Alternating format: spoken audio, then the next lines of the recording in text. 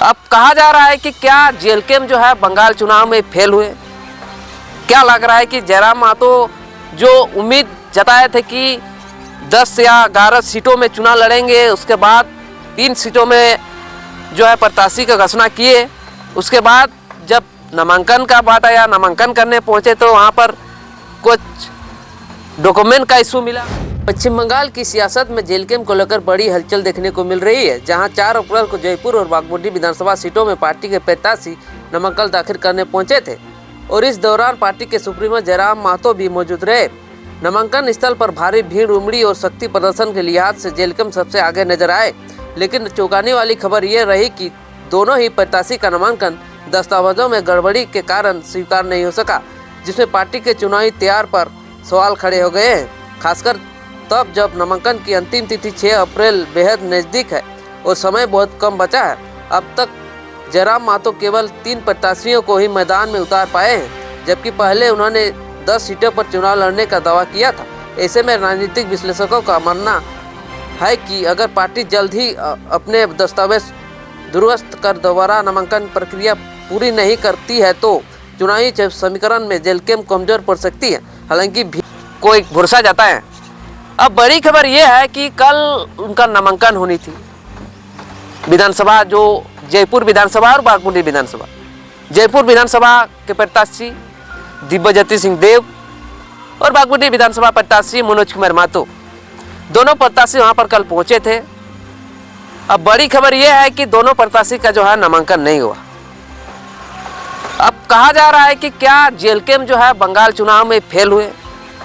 क्या लग रहा है कि जयराम महतो जो उम्मीद जताए थे कि 10 या 11 सीटों में चुनाव लड़ेंगे, उसके बाद 3 सीटों में जो है प्रत्याशी का घोषणा किए, उसके बाद जब नामांकन का बात आया, नामांकन करने पहुंचे तो वहां पर कुछ डॉक्यूमेंट का इशू मिला, उसके बावजूद नहीं हो पाया। समय है, 2 चरणों में चुनाव होनी है। पहला चरण में होगी यहीं जंगल महल के एरिया में 23 तारीख को होनी है। अब यहाँ पर जो नामांकन की लास्ट तिथि है वो 6 अप्रैल तक है, मतलब एक दिन समय है। कल 6 तारीख है, कल तक समय है नामांकन का। लेकिन जो सोच और विचार के साथ जयराम महतो कल पहुँचे थे कि नामांकन होगी, लेकिन नहीं हो पाई। अब देखा जाए, अब लोग सोच रहे हैं, जेएलके के समर्थक सोच रहे हैं कि 3 विधानसभा में प्रत्याशी उतारे हैं।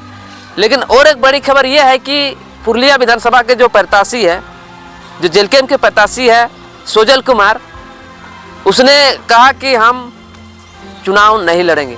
उसको टिकट मिलने के बावजूद कह दिया कि हम चुनाव नहीं लड़ेंगे। इसका रीज़न ये है कि उसका अकाउंट नहीं है, मतलब चुनाव अगर लड़ना है तो नया अकाउंट का जरूरत पड़ती है।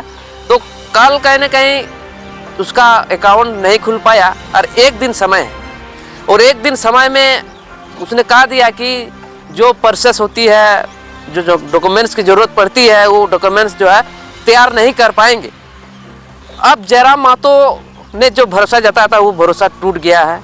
जो जेएलके के समर्थक सोचे थे कि पुरुलिया में भी जो है अच्छा खासा वोट लाएंगे, जीत का उम्मीद लगाएंगे, लेकिन वो कहीं ना कहीं नहीं देखने को मिलेगी, जहाँ तक हमको लग रही है। अब 2 ऐसे विधानसभा में कहीं ना कहीं जेएलके का चर्चा है, अच्छा खासा चर्चा है, बागमुंडी विधानसभा और जयपुर विधानसभा। अब यहाँ पर ऐसा डॉक्यूमेंट्स का मामला सामने आया है कि डॉक्यूमेंट्स सही नहीं होने के कारण जो है कल उनका नामांकन नहीं हुआ। आखिर देखा जाए कि क्या एक दिन में जो डॉक्यूमेंट्स की ज़रूरत है वो ज़रूरत उन लोग जो है सब पूरा कर पाएंगे, नहीं कर पाएंगे। अगर नहीं कर पाएंगे तो कहीं ना कहीं जेएलके जो है पश्चिम बंगाल से बाहर हो जाएंगे, मतलब चुनाव नहीं लड़ पाएंगे अगर कल तक जो है नामांकन नहीं कर पाते हैं तो। आखिर जयराम महतो ने दावा किया था कि बंगाल चुनाव में जंगल महल के जितने भी एरिया आते हैं, विधानसभा आते हैं, वो सभी विधानसभा में जो है प्रत्याशी उतारा जाएगा। लेकिन समय बेस नज़दीक आते गया और कहीं ना कहीं 2 ऐसे विधानसभा के प्रत्याशी पहले ही घोषणा किए थे, लेकिन कहीं ना कहीं लगातार जो है जो डॉक्यूमेंट्स का ज़रूरत था वो डॉक्यूमेंट्स तैयार कर ही रहे थे और कर ही रहे हैं, और अभी तक जो है नामांकन नहीं हो पाई। अब देखा जाए जयराम महतो ने जो 2 सीटों में जो ऐलान किए थे, अब कितना कुछ इफेक्ट पड़ते हैं वहाँ पर।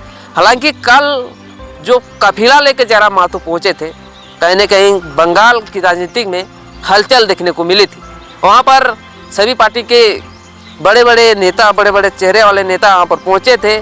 सबकी नज़र जो है जयराम महतो के ऊपर थे। जैसे पुराने अंदाज में जो है जयराम महतो एंट्री लेते हैं स्कॉर्पियो के ऊपर, उसी प्रकार जो है कल वहाँ पर बंगाल में देखने को मिले थे। और एक जो वीडियो वायरल हो रहा था कल, जो टीएमसी के प्रत्याशी, जयपुर के टीएमसी के प्रत्याशी कल वहाँ पर नामांकन करने के बाद जयराम महतो पेड़ की छाया में स्कॉर्पियो के ऊपर सोए हुए थे। उसी बीच जो है टीएमसी के प्रत्याशी आशीर्वाद लेने के लिए उसके स्कॉर्पियो के ऊपर चढ़ जाते हैं और पैर छुके आशीर्वाद लेते हैं। ये वीडियो भी जो है सोशल मीडिया में खूब वायरल हो रही है। लोग भी जो है भर भर के प्यार दे रहे हैं, लोग पसंद कर रहे हैं। इनकी तमाम चीज़ें अब तक हम पहुंचाने का प्रयास करेंगे। आखिर बंगाल चुनाव की जो चुनाव है वो नज़दीक है, आखिर जेल कैम्प कितना कुछ कर पाती है, तमाम चीज़ें पहुंचाने का प्रयास करेंगे। तब तक के लिए बने रहें, देखते रहिए जवाहर। नमस्कार।